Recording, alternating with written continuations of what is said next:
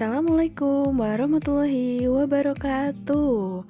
Halo teman-teman, kembali lagi bersama saya Niken Musikasari dari UIN Raden Intan Lampung, jurusan Pendidikan Islam Anak Usia Dini, Fakultas Tarbiyah dan Keguruan, kelas D semester 5.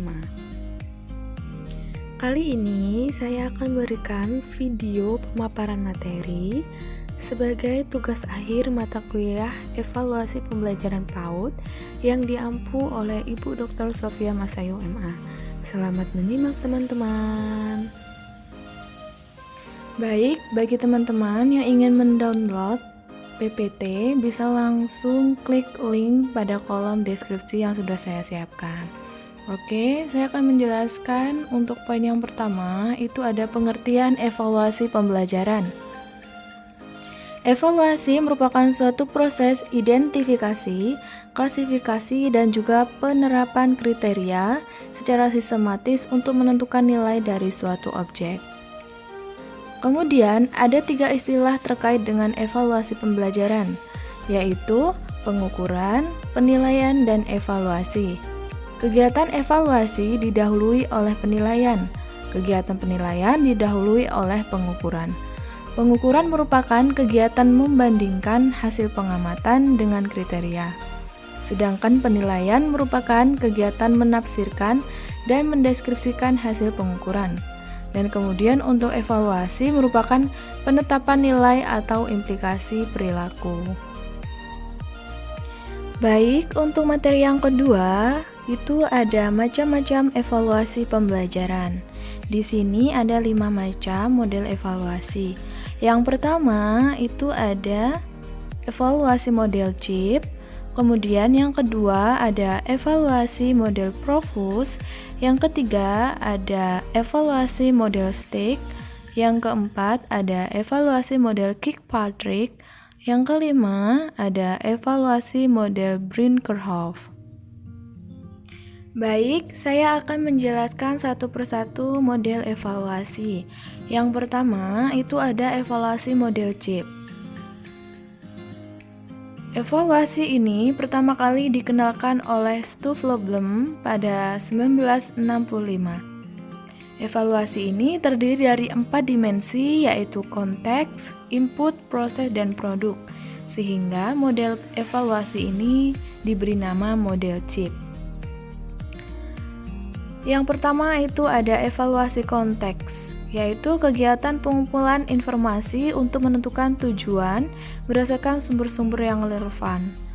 Kemudian, evaluasi input berkaitan dengan penunjang keberhasilan dari suatu program yang meliputi sumber daya manusia, sarana dan prasarana pendukung, dana atau anggaran, dan berbagai prosedur dan aturan yang diperlukan.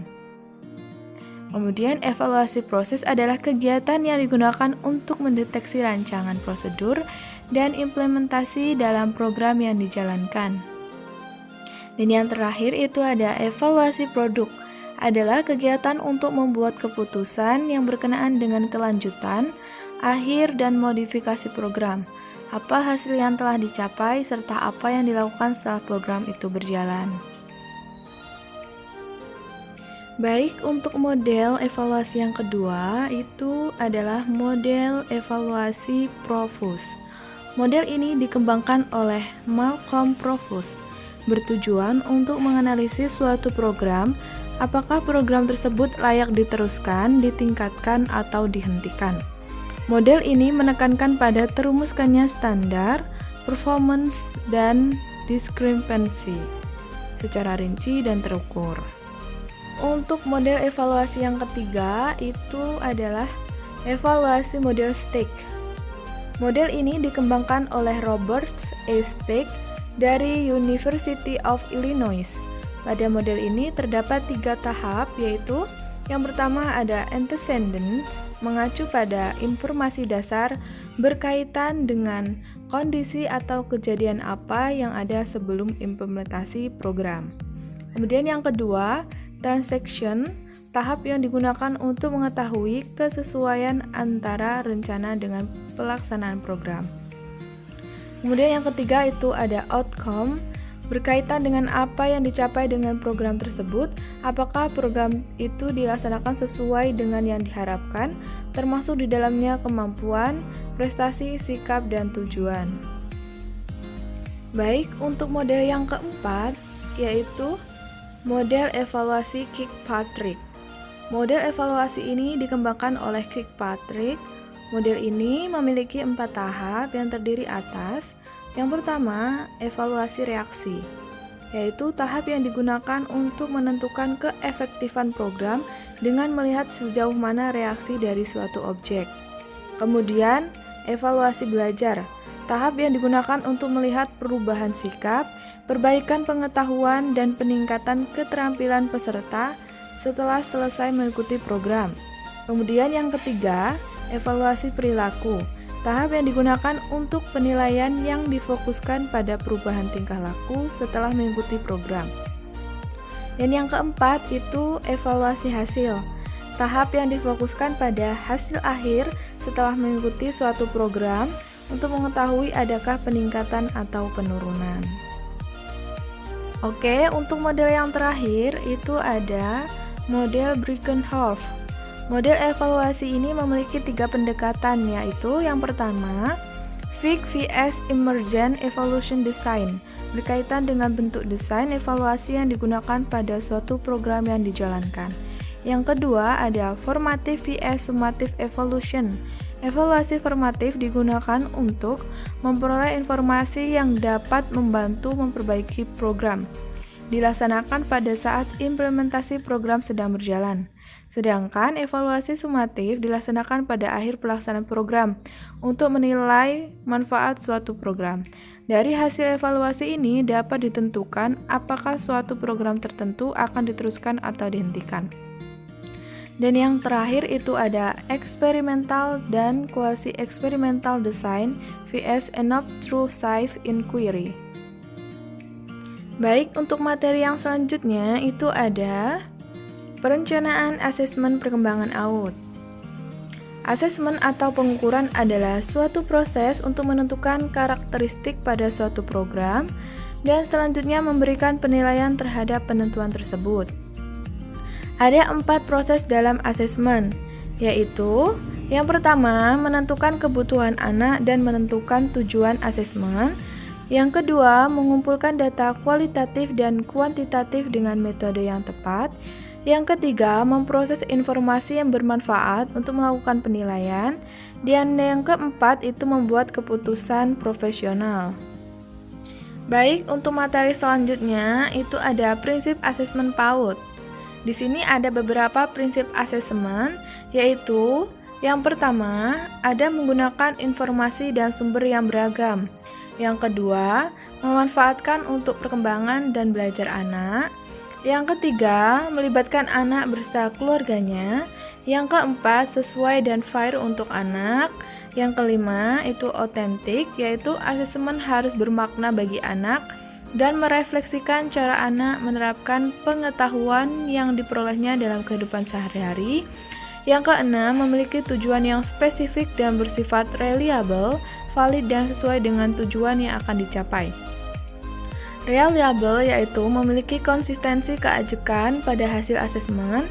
Valid yaitu kesesuaian atas apa yang seharusnya dilakukan atau digunakan pada asesmen. Baik, untuk materi yang selanjutnya itu ada tujuan asesmen perkembangan AUD.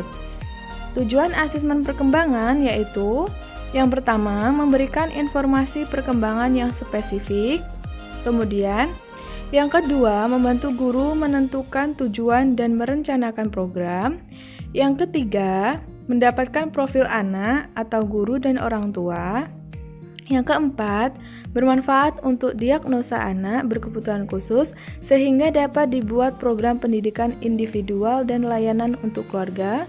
Yang kelima, evaluasi keberhasilan program dan lain-lain. Baik, untuk materi yang selanjutnya itu ada manfaat asesmen PAUD.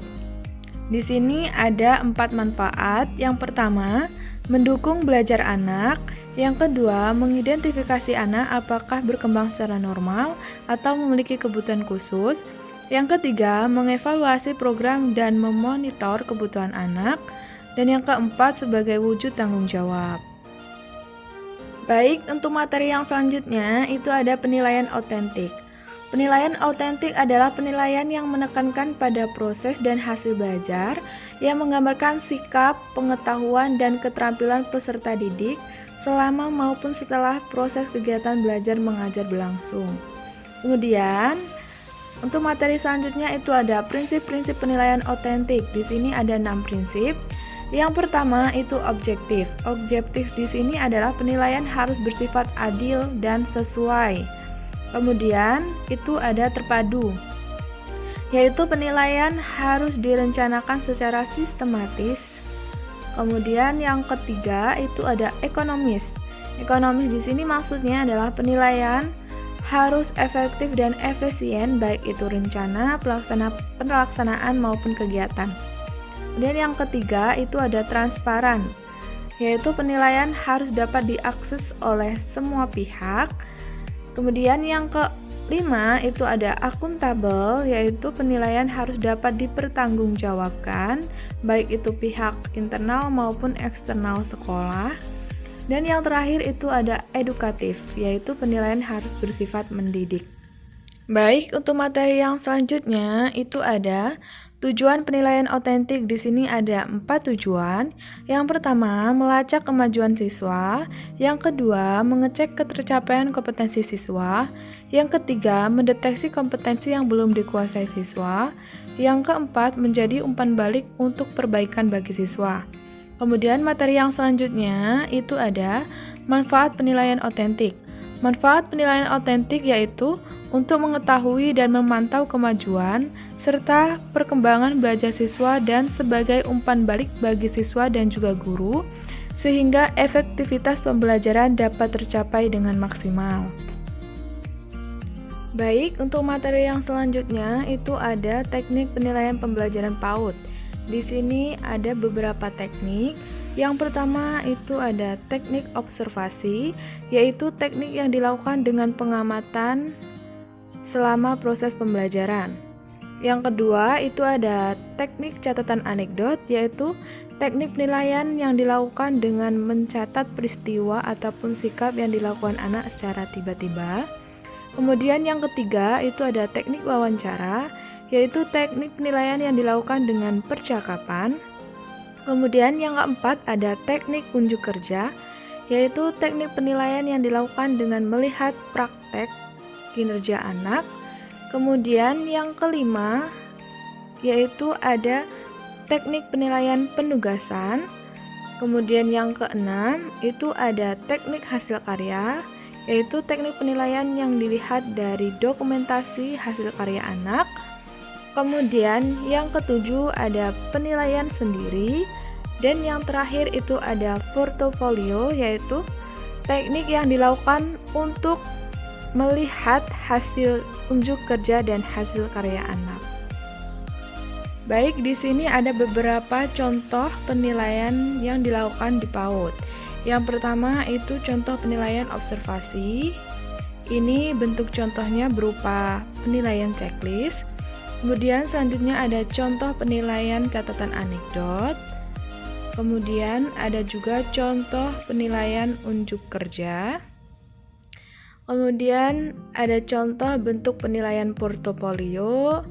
Dan yang terakhir ada contoh penilaian hasil karya. Baik, itulah pemaparan dari saya. Kurang dan lebihnya saya mohon maaf. Semoga video tadi dapat bermanfaat untuk kita semua. Saya akhiri. Wassalamualaikum warahmatullahi wabarakatuh.